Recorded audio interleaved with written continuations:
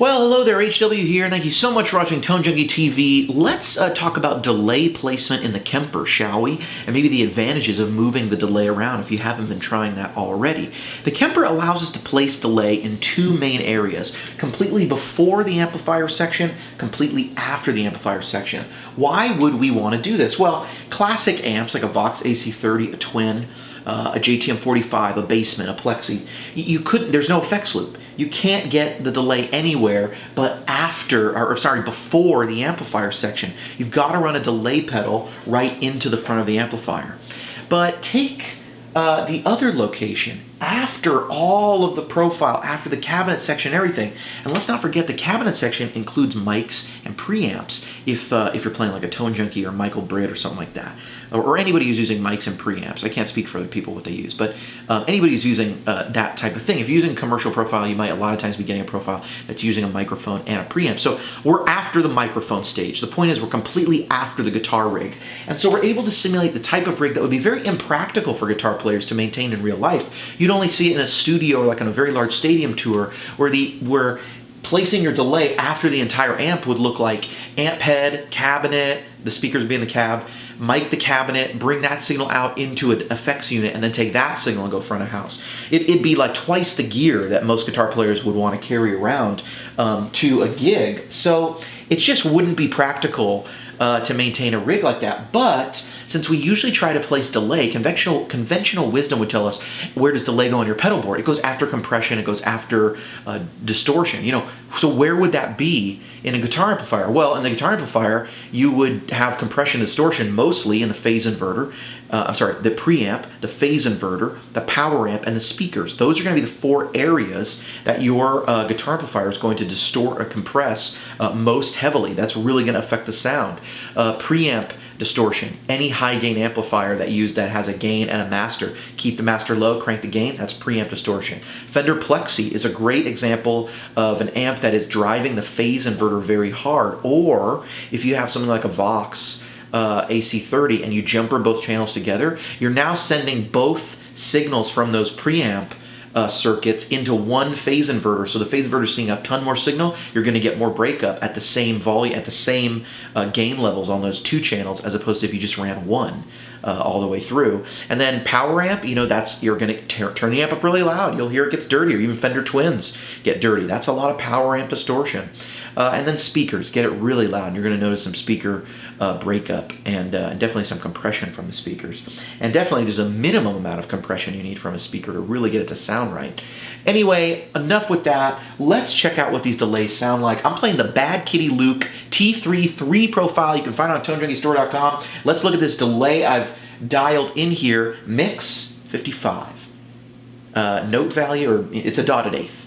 It's a dotted eighth. And feedback about 30. So mix 55, feedback at 30, it's a dotted eighth. Just going to tap that in.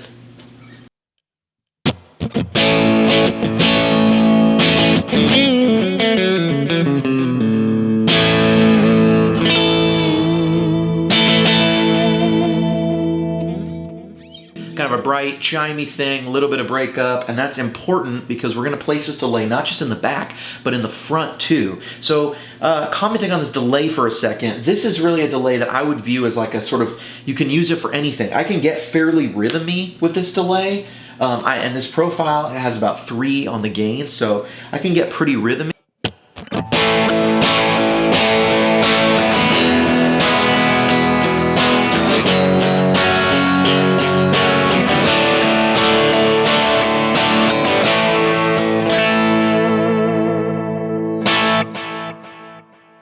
Or I could stay pretty clean.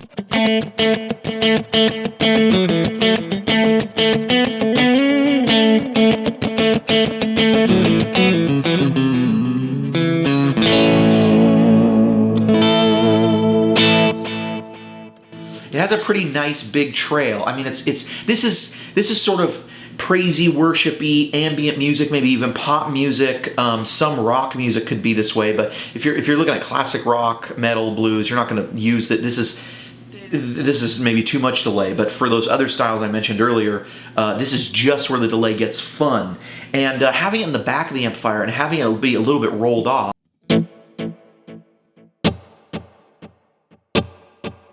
You can hear the roll off in the high end.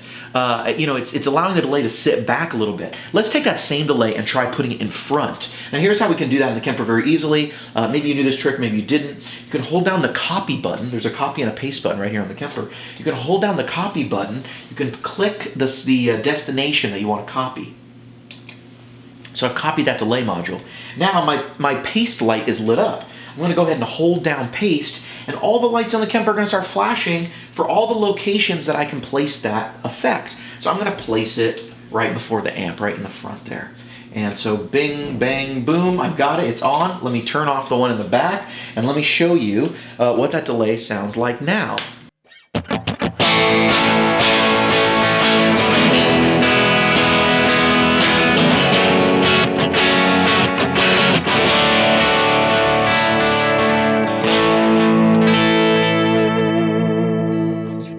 Instantly you can tell when I play something just a little bit rhythmic, you hear the extra attack of the delay where you didn't really hear it as much in the back. It was much more subdued, it was much more vibey before, but now you can hear the attack.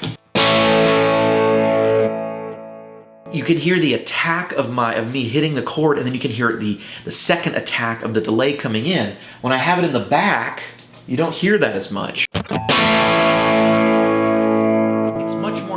It's much more subdued. You can hear it a little bit, but it's really in the back. The delay is more just sort of ambient feel kind of thing, and in the back I can play a line without really realizing the delay is there. It just feels bigger and spacier because when I'm playing, you don't hear the extra attack so clearly.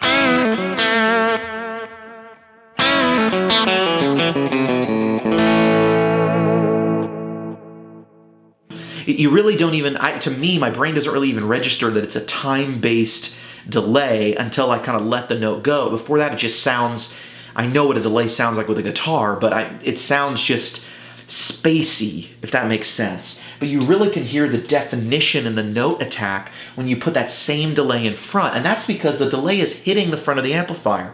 It's hitting a stage in an amplifier that can compress and distort more, and that is maybe a desirable quality, maybe not. Some guys have made that really famous though. The Edge from U2, probably the best example. Here, I'm gonna play in the front, that kind of, this kind of thing.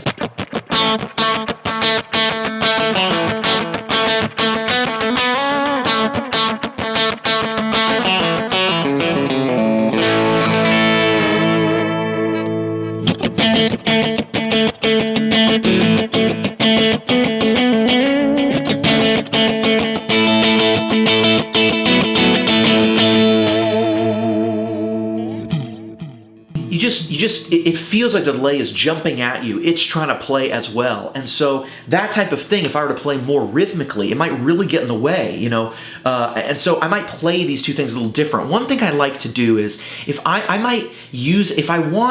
what am I trying to say here? If I want a guitar to kind of have a real big delay-y voice, I might use both. But I really want to place a delay in front, and I might even change that delay in the front to have a different value. I might change it to have, I'll do an eighth into a dotted eighth. And I kind of like separating an eighth in the front, dotted eighth in the back. And let me do this so you can hear the difference between an eighth into a dotted eighth when they're both in the back or when one's in front. Check this out. I'm going to just copy that delay in the back again, and I'm going to paste it in my mod block there. So first, let's hear the eighth and dotted eighth, and this is recorded in mono, and I'm doing that on purpose because I want to show you even the separation you can get when it's not stereo.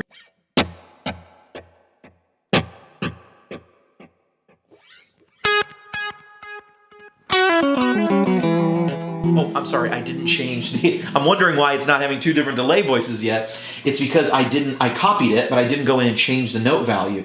I was thinking, what's going on here? So now I've changed the note value. It's eighth and dotted eighth.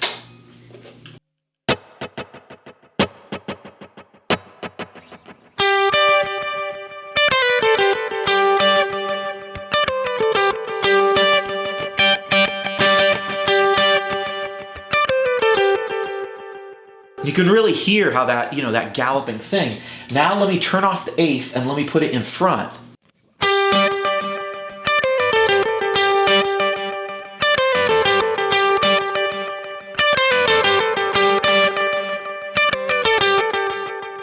So right there you can see I'm creating more space. Even though this video is in mono, you can hear more space in this delay. Why is that? Placing one delay in front of the amplifier and placing one after, even we still get that syncopated feel.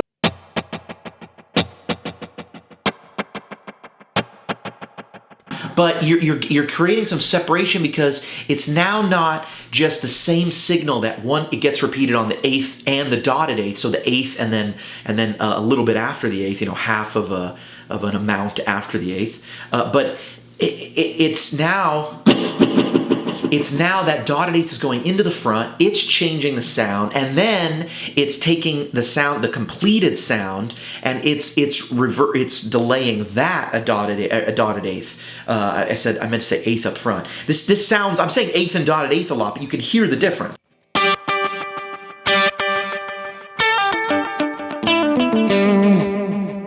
So going back just to the back again, with both of those delays on.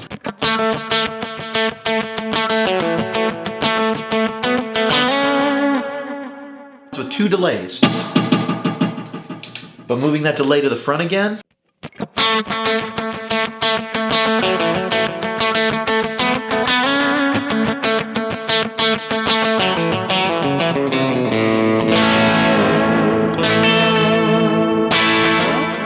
So much fun. You can create separation by putting a delay in front, and you can really feel a difference when you're playing a delay sound like this, and I really love to just sort of do this thing. You can even, I don't know, you can turn them all three on, see how it sounds.